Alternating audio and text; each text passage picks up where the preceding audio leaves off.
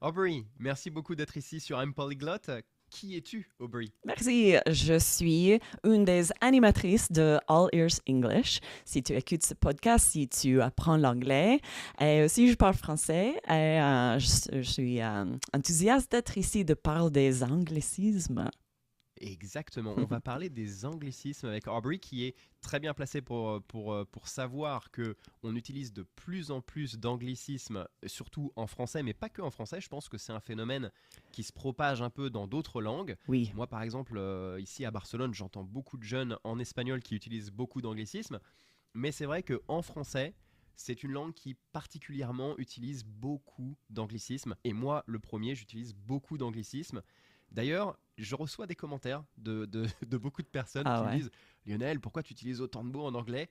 Il y a des mots qui existent en français pour dire la même chose. Et en général, je dis oui, mais la dimension n'est pas tout à fait la même. Et Mhm. c'est vrai que la langue anglaise est très riche. Il y a beaucoup de mots qui n'existent pas en français et qu'on doit un peu construire. Et donc, pourquoi on utilise beaucoup d'anglicismes? Eh ben, c'est tout simplement pour avoir ces petits détails, on va dire, dans la définition précise des mots. Et c'est pour ça que des fois, je laisse un mot en anglais dans mes phrases. Comment tu vois la chose, Aubrey? Est-ce que c'est quelque chose qui te rend plutôt joyeuse de voir l'utilisation d'anglicismes en français, toi qui parles français, ou est-ce que c'est quelque chose qui t'embête un petit peu? C'est une bonne question. Oui, ça m'embête. C'est intéressant parce que j'apprenais le français en Belgique. J'étais au Mhm. pair, puis j'ai déménagé à Québec. Peut-être tu peux entendre un peu le québécois. Je vivais là 2 ans. Alors, mais il y a 20 ans que je vivais là. D'accord. Il y avait quelques anglicismes, cool, weekend, fun, ok, un jean, mais pas beaucoup. Maintenant, si je regarde une série sur Netflix ou j'écoute un podcast, je ne peux pas croire combien d'anglicismes j'entends. Et C'est vrai. pour moi, j'aime pas trop ça parce que je veux entendre ces mots en français. Et j'ai beaucoup de questions. Je le trouve très intéressant. Je me demande qu'est-ce que les gens pensent qui parlent une autre langue, qui parlent japonais ou allemand et écoutent ce série français, podcast et entendent ces anglicismes. Est-ce qu'ils comprennent? Ouais. Est-ce qu'ils sont fâchés? Je ne sais pas. Je pense qu'il y a plusieurs. Ça dépend comment on voit en fait la chose. J'allais dire le Oui, problème. C'est pas vraiment un problème. Ça dépend comment on voit ce c'est phénomène. vrai.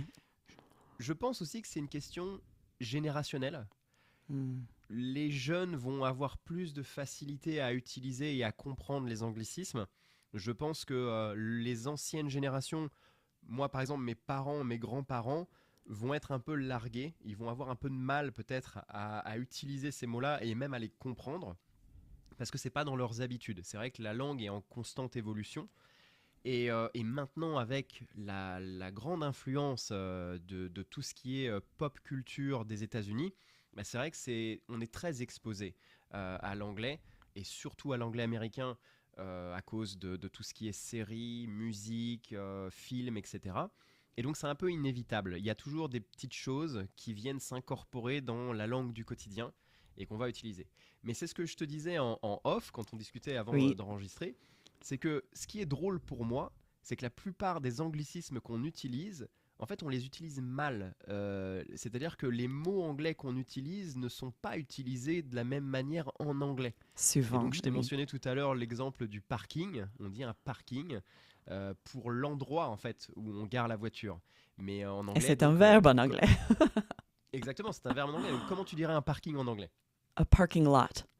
Exactement. Voilà, donc du coup, voilà. Et je pense que les Français ne savent pas du tout ça. En tout cas, Oui, ceux qui ne sont pas intéressés par la langue anglaise exact. ou qui ont un très bas niveau d'anglais ne savent pas ça. Et surtout les anciennes générations, comme je le mentionnais, donc Mm. mes parents, mes grands-parents. Mhm. Euh, est-ce que tu as l'impression, toi, quand tu parles français, est-ce que tu Mhm. as l'impression que tu commences peut-être, par la force des choses, à incorporer de l'anglicisme ou peut-être que tu utilises ça comme un peu la carte Joker quand tu veux naviguer un problème ou quelle est ton Ah, ça c'est utilisation, une bonne toi? question. Non, oh, quand j'ai entendu tous ces anglicismes dans les quand je les vois dans les réseaux sociaux, quand je les vois sur la télé-réalité, j'étais choquée. Je n'utilise jamais ces mots. Pour moi, c'est vrai que de temps en temps, souvent, il y a un mot en français que je ne sais pas. Et si je parle avec une personne qui parle anglais, je vais le dire en anglais et j'espère qu'ils peuvent me dire le mot en français. Mais c'est vrai, c'est pas un anglicisme, c'est un manque de vocabulaire. Pour moi, je n'utilise jamais les anglicismes comme j'ai vu. Et c'est aussi intéressant qu'il y a comme deux moyens. Les anglicismes sont en augmentation pour deux raisons. Une est vraiment du monde des affaires.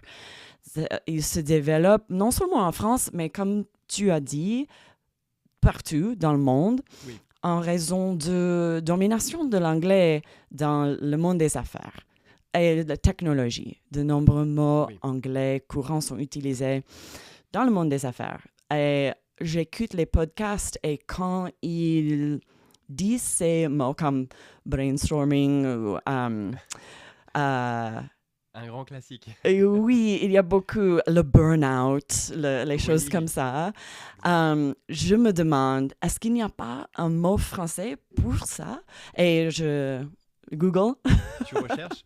Je recherche. Voilà, un anglicisme. Et souvent, il n'y a pas un mot pour ça. Non, en fait, c'est ça le problème, c'est que ça n'existe pas. Le concept en lui-même est né dans le monde anglophone et donc au lieu d'essayer de trouver une traduction, en fait, on a un petit peu abandonné cette idée-là. On s'adapte et on se dit, voilà, comme ça, tout le monde va comprendre de quoi on parle. C'est un mot qui va être propre à l'anglais et qu'on va garder dans toutes les autres langues en anglais. Et comme ça, tout le monde sait de quoi on parle. Je sais pas quoi en penser, honnêtement. Je sais pas si c'est une bonne chose ou une mauvaise chose. En tout cas, c'est quelque chose qui existe et je pense que malheureusement, il faut s'adapter, même si on n'a pas forcément envie. Moi, je pense à ma grand-mère qui n'a pas envie d'apprendre tous ces termes de nos jours. Bon, du temps de ma grand-mère, le burn-out, ça n'existait pas. Hein. Quand on a fait la Seconde Guerre mondiale, il n'y avait pas de burn-out à l'époque. Le meilleur temps. Oui. Après, le meilleur temps, je ne sais pas. Mais en tout cas, c'est vrai que ça dépend. Il y avait moins ces problèmes. Ça dépend pour qui. Oui. Mais après, c'est vrai qu'il n'y avait pas ces problèmes, en tout cas, qu'on a inventé plus tard. En fait, en tout cas, on a inventé les termes pour définir ces problèmes-là plus tard. Oui. Mais, et si on fait référence à un site web anglais ou un podcast anglais, on ne va pas traduire le nom.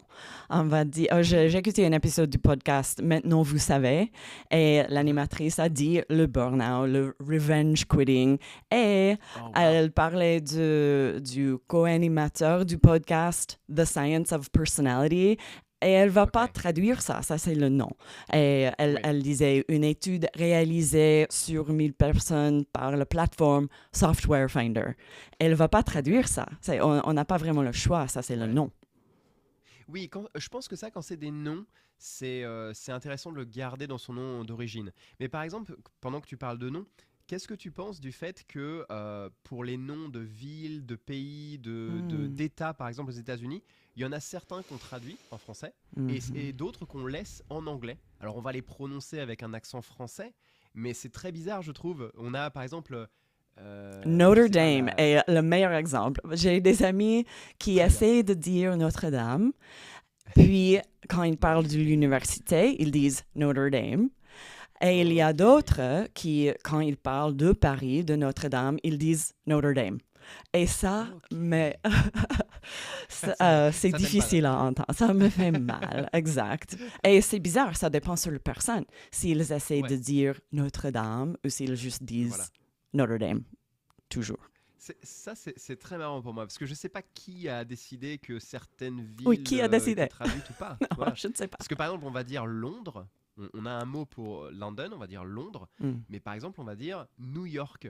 On va le prononcer comme ça, mais on va pas dire le nouveau York. Tu vois, ça n'existe pas. Oui, c'est vrai. Et donc ça, c'est vraiment un truc qui m'a toujours un peu surpris. Et moi, j'essaye de... Enfin, c'est aussi la facilité, mais j'essaye de garder les noms de villes dans leur langue originale. Donc par exemple, moi c'est pareil, j'ai tendance à dire Barcelona au lieu de dire Barcelone, qui existe en français. C'est une erreur en fait, hein, mais j'aime bien conserver le nom d'origine. OK, j'ai une question parce qu'aux Dis-moi. États-Unis, si quelqu'un vit quelques ans à Pérou, puis ils Ok. viennent aux États-Unis et ils essaient de l'appeler Pérou, les personnes qui vivent ici, euh, Les Américains oui, les natifs. Américains, Ouais. vont penser que cette personne est comme un snob. Ok. Ils ne vont pas l'aimer. Même avec comme Paris, si tu dis Paris au lieu de Paris, vous êtes un Ouais. snob. Je ne peux pas le faire, j'aimerais le faire. J'aimerais dire ces Ouais. choses avec un accent français, mais Mhm. personne aimerait ça. C'est D'accord. difficile, j'aime pas ça. Je suis complètement d'accord avec toi et je pense que c'est la même chose en France.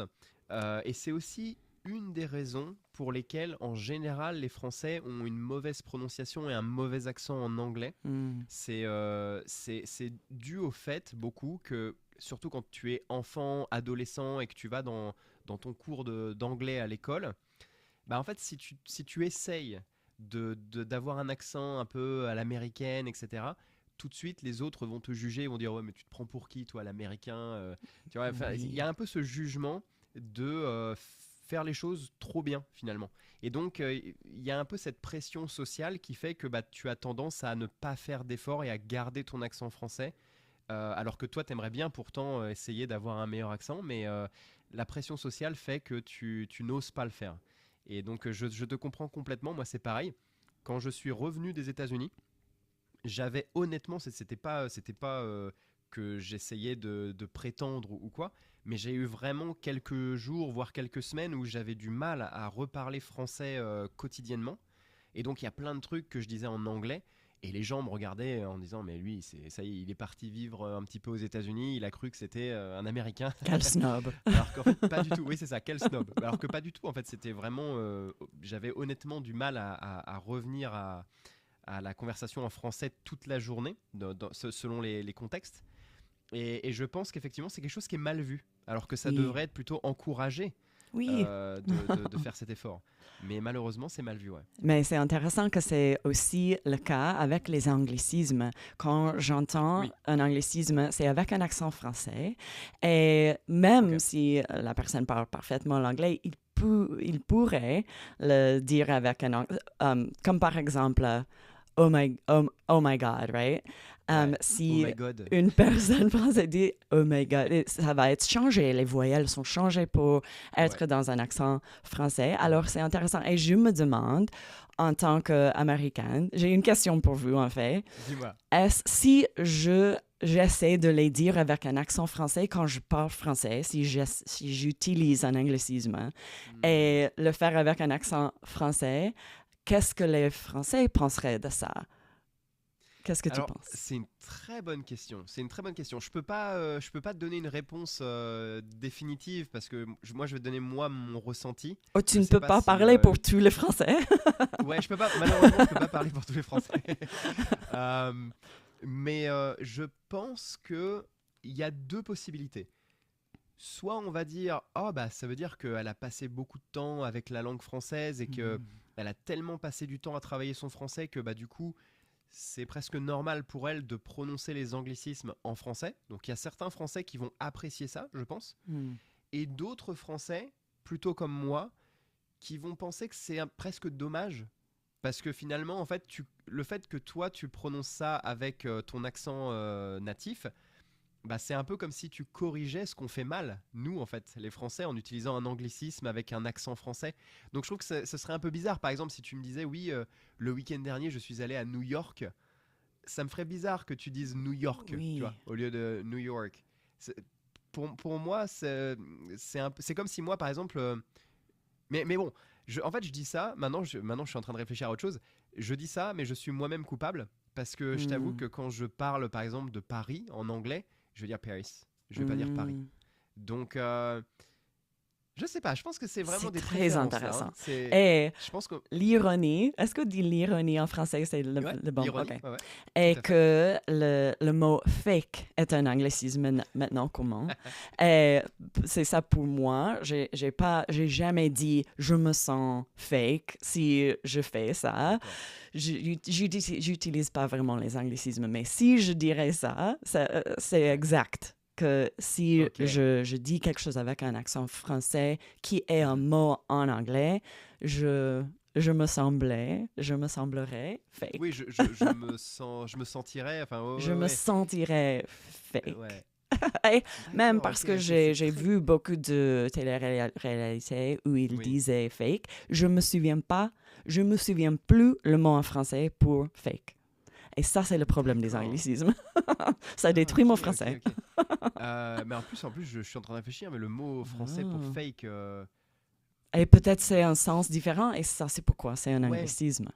parce qu'en fait, t'as le mot faux et fausse, mais en fait, c'est pour dire plutôt pas authentique, tu vois, c'est plutôt pour dire Hmm. ça, en fait. Donc, Alors ouais, pour moi, et en fait, c'est... ça marche peut-être, je Ouais. me sentirais fausse, mais dans cette série, il disait c'était comme un profil fake pour être un catfish ou D'accord, quoi. ouais, ouais. Et ça, c'est un Ça, c'est autre très sens. intéressant. Je t'avoue que ça, c'est vraiment. Ça va dépendre des gens, je pense, la manière dont tu réagis à ça, en fait. Moi ça me choque pas vraiment d'entendre beaucoup d'anglicismes, mais je sais que par exemple, ma mère, c'est pareil, elle aime pas trop ça. Enfin, c'est pas qu'elle aime Hmm. pas trop ça, mais elle dit, mais pourquoi, surtout les anglicismes qui ont un équivalent en français, pourquoi on le fait, en fait? Et c'est vrai qu'on peut se poser la question. Il n'y a pas vraiment de raison sur certains mots. C'est vraiment juste parce qu'il y a l'influence un peu de la pop culture mais Oui. il n'y a pas de raison réelle au niveau communication d'utiliser un anglicisme. Mais par exemple, il y a un anglicisme que moi j'utilise beaucoup, et je l'ai utilisé plusieurs fois dans le podcast et on me l'a beaucoup fait remarquer, c'est que j'utilise le mot qui n'existe pas en français, mais je l'utilise dans mon français, j'utilise le mot pattern pour pattern. Hmm. Un pattern, je dis. Ça n'existe pas en français, hein, le mot un pattern. Hmm. Tu peux dire un patron ou je sais plus, il y a un autre terme, une suite logique ou quelque chose comme ça. Hmm. Mais par exemple, le mot patron, bah, ce que j'aime pas en fait, c'est que ça prête à confusion parce que ça peut être aussi le boss, tu Oui. vois, le patron. Et donc du coup, c'est pour ça que j'utilise pattern parce que je trouve que c'est tellement spécifique ce mot à la langue anglaise Hmm. pour vraiment dire bah, c'est A, B, A, B, A, B. Quoi. C'est un pattern qui se répète. Et je trouve que ça a plus de sens. Donc j'utilise, en fait, j'invente des mots basés sur l'anglais. Et ça, c'est quelque chose qu'on fait maintenant un petit peu. Ça, Même si je trouve que l'anglais est plus créatif en général, c'est une langue mais qui se comme prête les plus à la scientifiques qui création. parlent des patterns, il n'y avait pas un mot pour ça? Je pense que si, il doit y en avoir un. Là, comme ça, Mais je c'est t'avoue que je pas sais pas comment je utilisé le. commun, c'est pas commun. Non. Tu peux dire un patron qui se Patron. répète. Mais il y a un autre terme, hein. Il y a un autre terme, peut-être que Plus certaines personnes me le scientifique, diront plus en comme commentaire. tech. Tech. Ouais. Hmm. Mais en tout cas, pour moi, ça a plus de sens quand je dis un pattern, pour dire que c'est des choses qui se répètent en fait, des choses qu'on revoit toujours, tu Oui, vois, ça suit intéressant. une chaîne en fait, un cycle, tu vois. Et je fais beaucoup ça. Est-ce Mais c'est que quelque j'ai chose, une question? Est-ce Oui, que tu dis-moi. penses que, comme c'est, certaines personnes adoptent des anglicismes par comme prestige social, ou est-ce que c'est par simple comme effet de mode? Je ne sais pas. Ou est-ce que c'est plutôt que ils les entendent sur TikTok, quoi, Euh, et ouais. il n'y a pas un autre mot? Alors, je pense que c'est Les deux, un peu tout mélangé. oui. Et puis, ça dépend des gens aussi. Mais par exemple, effectivement, il va y avoir des gens qui vont un peu avoir ce prestige social et aussi pour montrer, par exemple, qu'ils ont voyagé et qu'ils ont vraiment absorbé la langue, etc. Donc, ils vont essayer un petit peu de montrer ça. Pour montrer une personnalité un peu plus euh, riche au niveau culturel, on va dire. Hmm. Mais il y a aussi le phénomène de mode, et je pense que c'est ça la raison la plus forte. C'est le phénomène de mode, je pense. Surtout quand tu as des influenceurs, des créateurs de contenu sur Internet qui commencent à utiliser un truc. Tu vois, Hmm. je te disais, en Espagne, par exemple, maintenant, tout le monde dit bro pour brother, Oui. bro. Et tout Mhm. le monde dit bro comme ça. Alors c'est ¿Qué tal, bro? Hmm. Et alors que, en fait, c'est un truc que moi, je me vois pas utiliser. J'ai l'impression que j'ai un peu passé l'âge pour Hmm. incorporer des choses comme ça nouvelles dans mon speech T'es à trop moi, tu vieux. vois. T'es trop vieux. J'ai un peu, j'ai un peu cette impression-là en vrai. J'ai l'impression que si je le fais, les jeunes vont me regarder, ils vont dire non mais t'es trop vieux pour parler comme ça, tu vois. J'ai un peu cette C'est un peu cette comme peur. slang, comme ça. Quel est le mot en C'est français un peu pour du slang, slang? ouais. Bien Slang. sûr, oui, c'est de l'argot un peu, de l'argot, D'accord. Oui, parce qu'il y a plein de des mots expressions que argot. j'ai des filles de 19 et 17 ans et il y a plein de mots elles Ok. utilisent, que si je les utilise, c'est Elle va dire terrible. oh non, Elles les boomer. détestent, je suis trop vieille.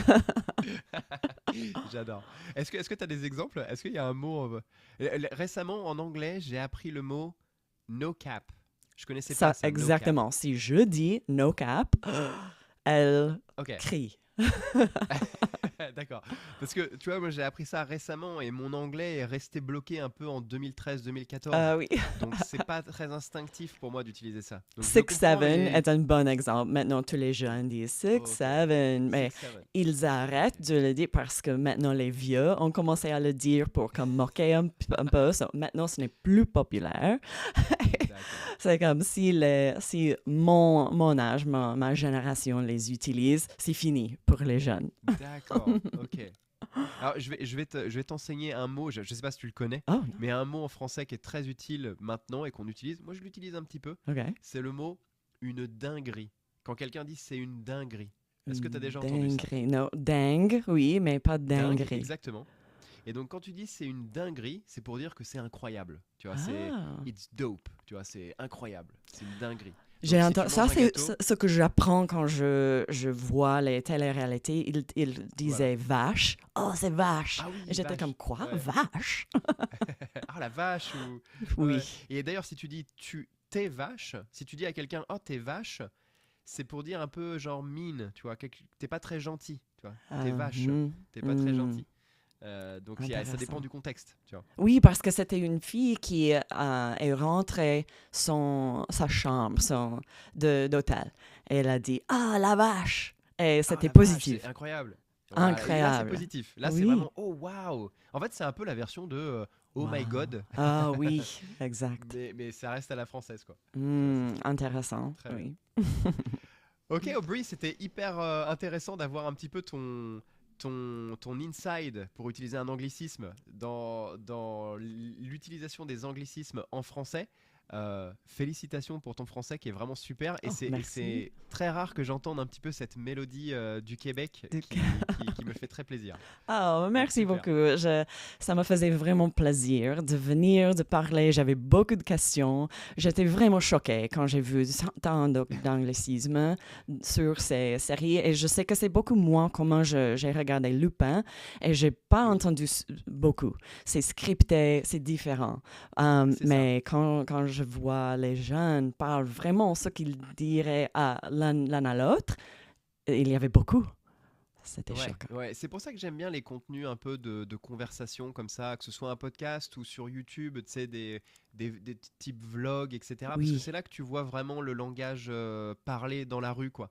Et Exact. c'est assez cool de voir ça, ouais, ouais. Ça fait Est-ce que... longtemps que j'ai pas écouté la langage dans le Ouais. rue. Eh ben tu vois, là comme ça, bah justement, comme ça tu peux te faire ton immersion avec les vlogs, Exact. c'est ce qui est vraiment super. Je me rappelle à l'époque, je regardais toujours les vlogs, tu sais, de Casey Neistat. Sur YouTube qui faisait toujours un vlog tous les jours et ça m'a donné ma petite immersion dans la ville de New York Oui. aussi, tu vois, Ah au niveau oui, culturel. Donc c'était cool. j'adore ça.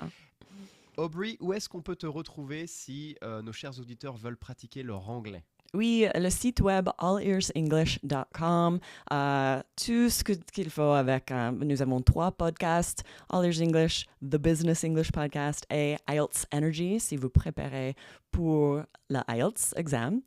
Et oui, merci beaucoup Ça c'est encore. super parce que du coup vous avez des podcasts qui restent avec une langue authentique mais qui préparent quand même à Oui, des examens officiels aussi. exact. Chose qui est un peu plus difficile à trouver en général. Oui, il n'y a pas de script, et c'est vraiment le vocabulaire, les stratégies c'est vraiment ce qu'il faut si vous préparez Ouais. pour cet examen. Non, moi je vous recommande beaucoup parce que c'est très complet en fait. C'est surtout ça qui est intéressant, c'est que c'est très complet. En plus, Merci. vous êtes plusieurs hôtes, excuse-moi. Et donc du coup, c'est vrai que c'est bien parce qu'on ne s'habitue pas à une seule personne. On entend plusieurs personnes parler et Oui, c'est aussi bien pour s'entraîner à la compréhension. Donc oui, les vraiment super. conversations De toute où on façon, s'interrompt, on parle, oui, c'est tout ça. exactement. Mais c'est authentique, c'est réel. Oui, De toute Oui. façon, vous avez tous les liens, tous les liens en description de l'épisode. Je mettrai tout ça. Merci. Donc allez jeter un œil et c'est un plaisir. Et j'espère te recevoir encore sur un Oui, polyglotte pour il discuter faut. d'autres sujets. Merci beaucoup. Très bien.